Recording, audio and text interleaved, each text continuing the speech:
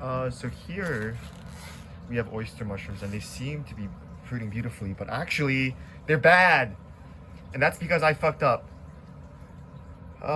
These would have been fruiting really well, but for the fact that the light was too dim. So right now I've reversed this. What I've been doing before was flipping it upwards like this. And essentially that wasn't giving off enough light. So there's two reasons why the stems become really stimmy and elongated like this.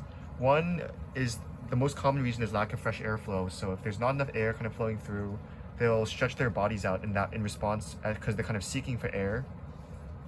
But I was confused because I have pretty good airflow. I have like the oscillating fan on a 15-minute timer, so I was really like wondering why it was stretching up this much. And what confirmed that this was the problem for me was, if you look up here, the ones on the top are slightly less stimmy and have slightly thicker caps than the ones at the bottom. And so as the mushrooms get further away from the light, they become more stimmy.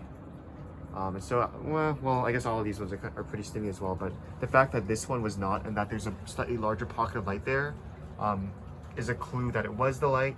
And then also, if there's a lack of CO2, there will kind of be like a fuzziness over here at the base. So this will be kind of like fuzzy, but it's not really like, it doesn't have fuzzy feet. So that's a pretty clear indication that it was just lighting. And so I kind of flipped it over. I used the light sensor, and it's only like around 1,200, 1,300 lux at the top, and then it kind of progressively gets darker. They recommend 500 to 1,000 lux, but I think a little bit over is fine.